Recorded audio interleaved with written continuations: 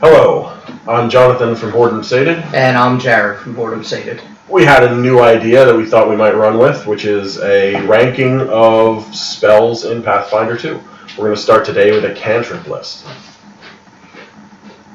We were trying to figure out what's the best criteria to use for evaluating the spells. So what we came up with was 3 different criteria. First, the availability. Availability being, are you... Who gets the spells? Yeah, divine, occult. Yeah, so the more available it is, yes, the better it is. All right. The second one was versatility. Is it purely a single situation, or are you able to use it in multiple situations throughout your game? And the third one was the effectiveness, as far as a damage spell, how much damage does it do? For non-damage spells, how useful it is.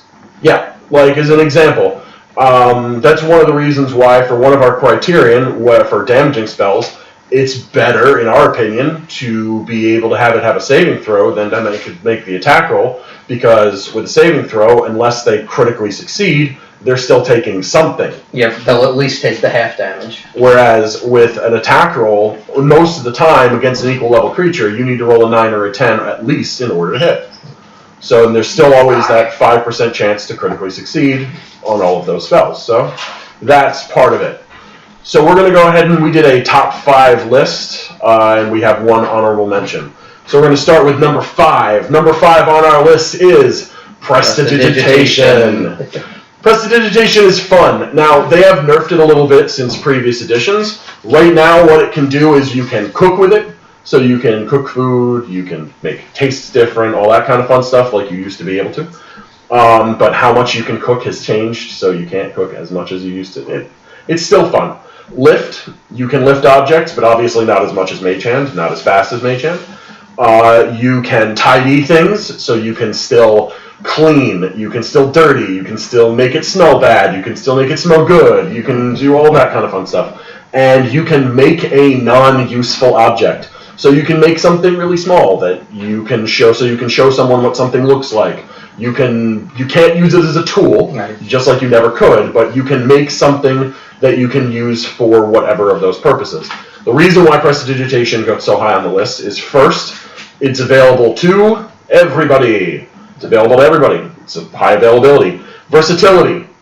It's Prestidigitation.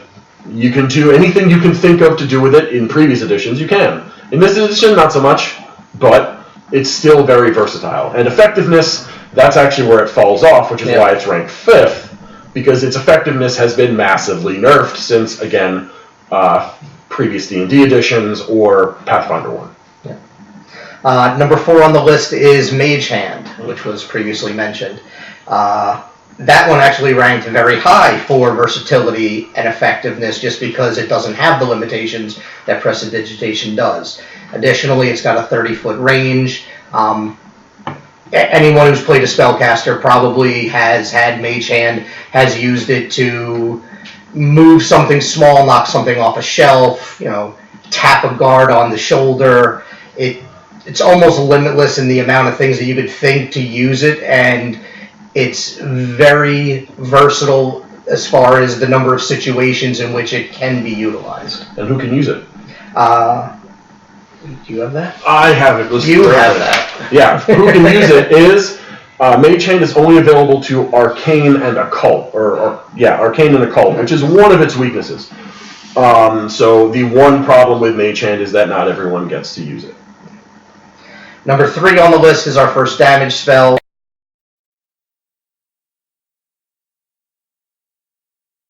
And also, as we mentioned earlier, it is a save, it is not an attack roll. Now, the benefits are the amount of damage it does. It's a D4 plus your spellcasting modifier, which even for a first level character is going to be usually that +3, most likely the +4. The thing that really puts this over the top is the fact that it could either target a single or 2 targets, where every other cantrip that does damage is going to be that single target. So when you're dealing with, especially at lower levels, the larger number of smaller creatures or lower power creatures, you're able to take out 2 possibly instead of 1 with each of your turns. Also, in addition to that, the fact that it scales very well as you go up in level. Yep, so that is our first damaging spell. Our other damaging spell is our number 2, which is going to be Chill Touch.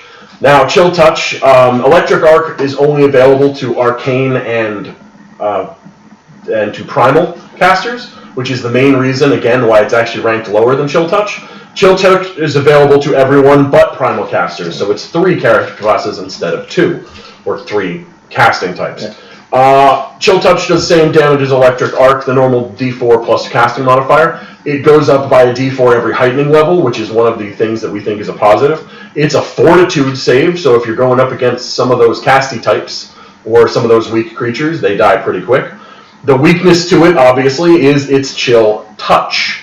Range is not super good, but that's basically its main weakness. And obviously, the other thing is that Chill Touch does not work against undead. However, it has a different effect against undead. If they fail their Fortitude save, they are flat-footed, and if they critically failed, they are slowed. There's something much worse. I'm forgetting what it is offhand.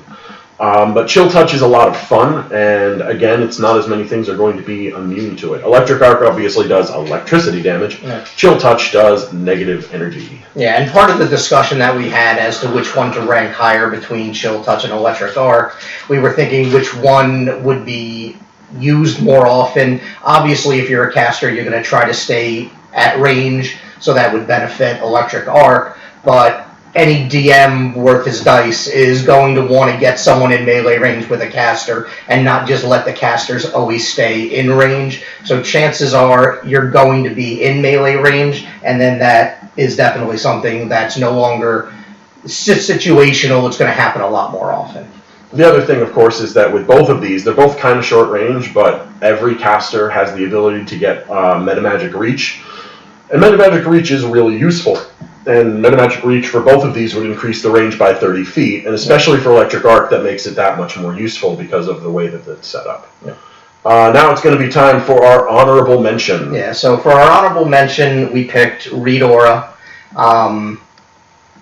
This is a role-playing game. It's a fantasy role-playing game.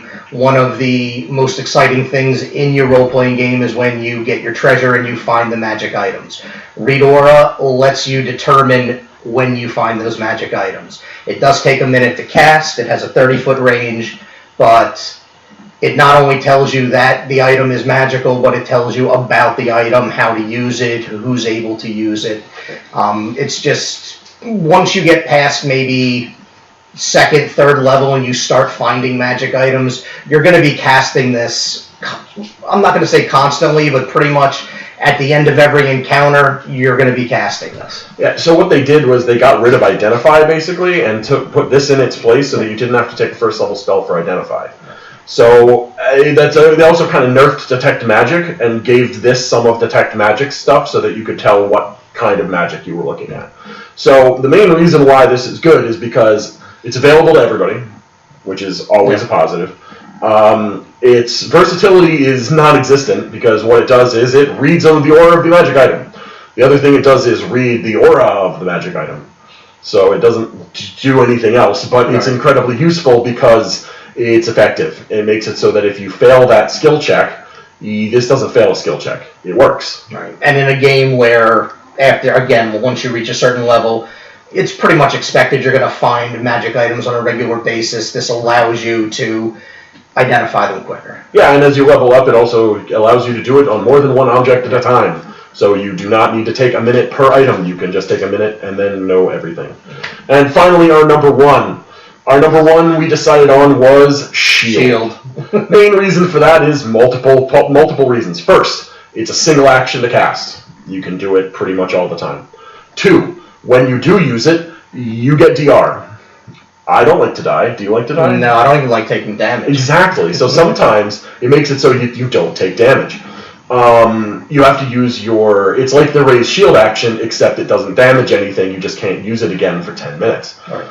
Availability. Who can use shield? Everybody. I like everybody. Everybody is good. Yeah. So availability is all the way up there. Versatility, not super high, because what it does is it raises your AC and gives you DR. That's not very versatile, but it's really, really, really, really effective. Yeah. So it tops out both of those two, which is the reason why. And I like the versatility, at least, of the single action use. Single action use means if you cast a spell that's 2 actions and you got nothing else to do because you already move it in place, you can say, I'll cast shield. Yeah. It's that I got nothing better to do until I've used it, so why not just use it? Which in one of our campaigns we were playing, and my character was casting a spell, and then what do you do with that one action? Spellcasters aren't going to be moving around the battlefield as much as your melee characters, where they have to go from enemy to enemy. I cast a spell, I have that one action, you don't want to waste it, you throw up a shield. Exactly, and being able to resist that damage is really, really helpful. That's our decision. Now, if you've got any different ideas, or if you've got any questions about why we picked the ones we picked, why we didn't pick something specific, we did have several arguments about other things that may have been put on the list. Our top 4 was pretty much set. It was so a little bit of order was necessary. If you disagree about anything, let us know in the comments. Like, subscribe, and if you like the idea, we will continue doing this for more spell levels. Higher spell levels will be more difficult, and then really high spell levels will be really simple because there's not a lot of 10th level spells. Anyway, have a great day, and thanks. Thank you.